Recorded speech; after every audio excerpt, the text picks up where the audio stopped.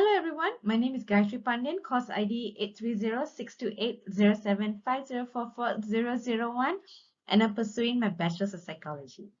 In my video today, I will be sharing a presentation on ethic codes on professional competency for the subject Ethics in Psychology.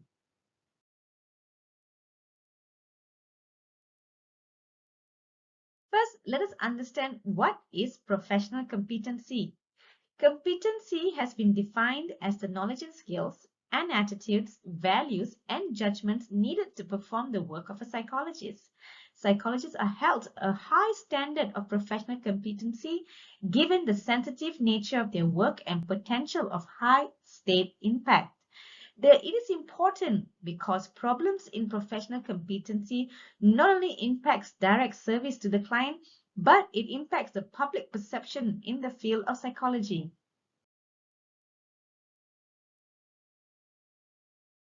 There are various codes of ethics, and today we're going to look at some extracts from selected code of ethics in psychology and psychological related fields that highlight professional competency standards.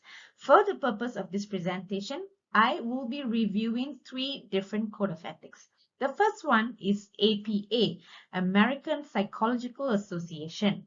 It states that psychologists provide service, teach, and conduct research with population and in an area within the boundaries of their competency based on their education, training, supervised experience, consultation, study, or professional experience. Number two is the Australian Psychological Society, APS. It states that psychologists only provide psychological service within the boundaries of their professional competencies. And ACA, American Counseling Association, highlights that counselors practice only within the boundaries of their competency based on their education, training, supervised experience, state and national professional credentials, and appropriate professional experience. Counselors are to gain knowledge, personal awareness, sensitivity, and skills pertaining to work with a diverse client population. Now, let's highlight the essential principles of each code that should be upheld within the professional competency. The first one is in APA, American Psychological Association.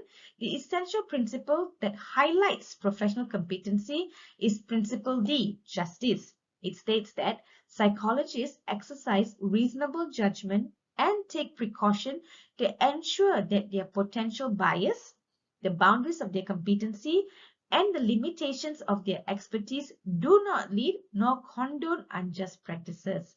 The APA Code of Ethics contains 6 main sections that address competency standards for psychologists to fulfill, which I have listed above in my slide.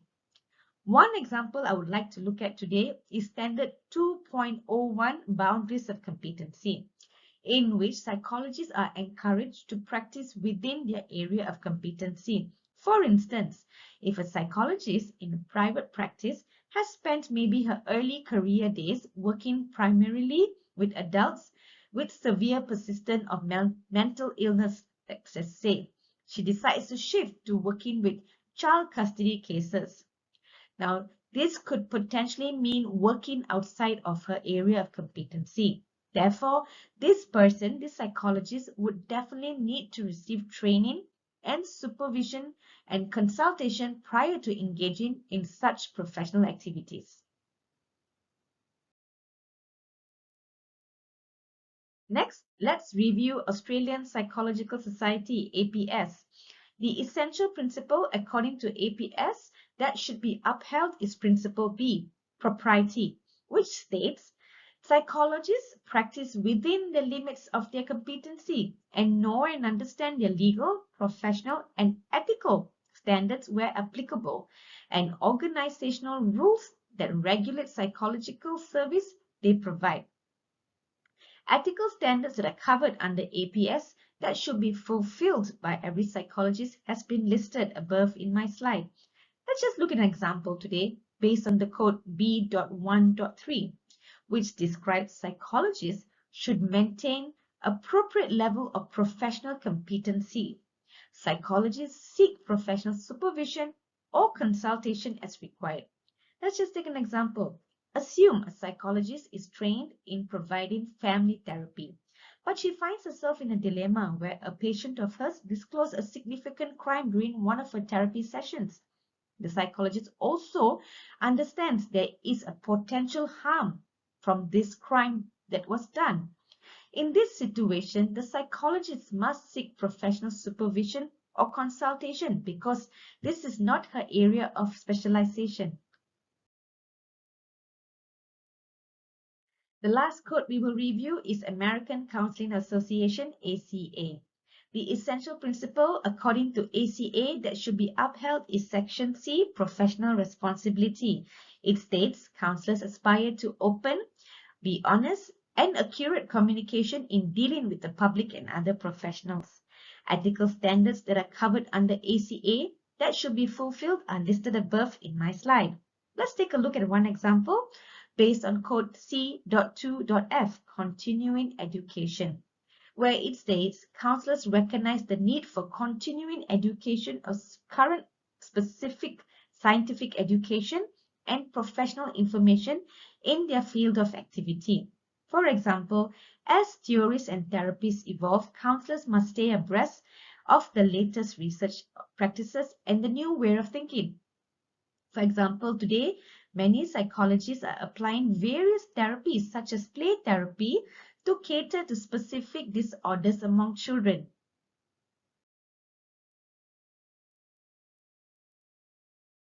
Here, we will discuss how valuing and upholding ethical standards can contribute to trustworthiness. First, let us understand what is trustworthiness of psychologists. Thoughtful and impactful psychologists understand that it is critically important to develop a bond of trust and respect with their clients. It is this bond that frees clients to feel as though they can be open and vulnerable without judgment or betrayal of their confidence. One of the important professional knowledge in enhancing psychologist trustworthiness is valuing and upholding ethical standards. One way how valuing and upholding ethical standards can contribute to trustworthiness is by ensuring client safety and welfare. Upholding confidentiality builds trust in the counseling relationship. As clients share deeply personal information, expectation of discretion and respect. Let's take a look at a case study. A psychologist is assigned a teenage client after both the client and the family consent for therapy for issue of low mood.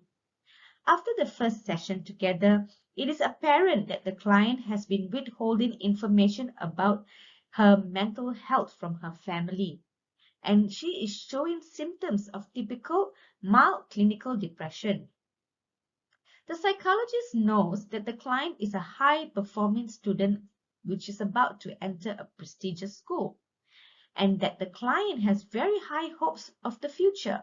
The psychologist reassures the family there is no cause of serious concern to protect them from facing negative implication of the client's condition.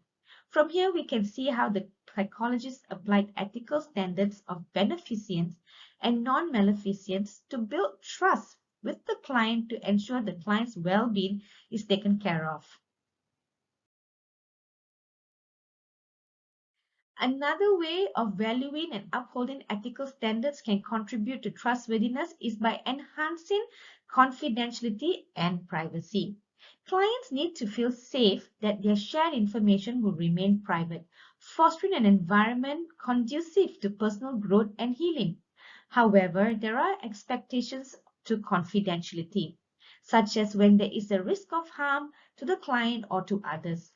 Therefore, psychologists must be prepared to handle these situations delicately. For example, confidentiality include not just the content of the therapy, but often the fact that the client is in therapy. For example, it is common that therapists will not acknowledge the client if they run into each other outside of the therapy to protect the client's confidentiality. Another way upholding ethical standards is It can avoid conflict of interest, which contributes greatly to trustworthiness. Let's take a look at a case study.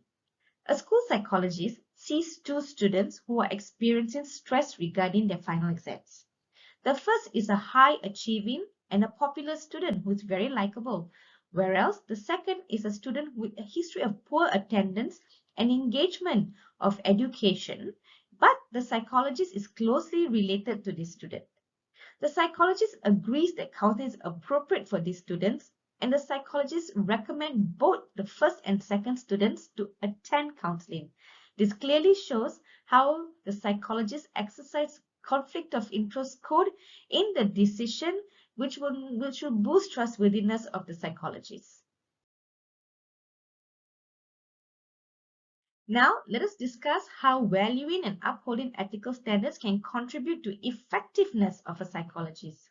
One of the core roles besides research in psychology is for psychologists to provide psychotherapy treatment. It is a type of treatment that can help individuals experience a wide array of mental health conditions and emotional challenges. However, in order for psychotherapy treatment to work, it must be conducted effectively.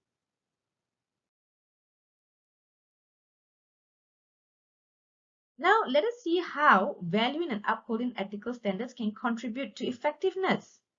Number one, professional competency. For psychologists to be effective, they must be properly trained, maintain training and education, and be able to identify and address personal experience and internal problems. Let's take an example. Peter has the highest degree of qualification in industrial organization psychology. His main area of expertise is focused on the behavior of employees in the workplace. However, recently his friend offers him a role to practice within child psychology. Although the offer is very attractive, Peter turns it down because the offer is unethical under the boundaries of competency, as Peter knows the therapy sessions will not be effective due to the lack of his knowledge on child psychology.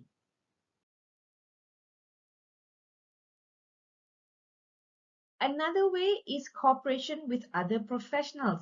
Let us consider this scenario. A psychologist has been asked to provide cognitive behavioral therapy for anxiety to an 11-year-old whose mother uses sign language to communicate. The psychologist can sign the alphabet but is having trouble communicating with the mother about the daughter's progress in therapy. As such, the psychologist can work with a trained interpreter to help with the interpretation. From here, we can see the psychologist is upholding the ethical code of cooperation with other professionals to serve the client in a more effective and appropriate way.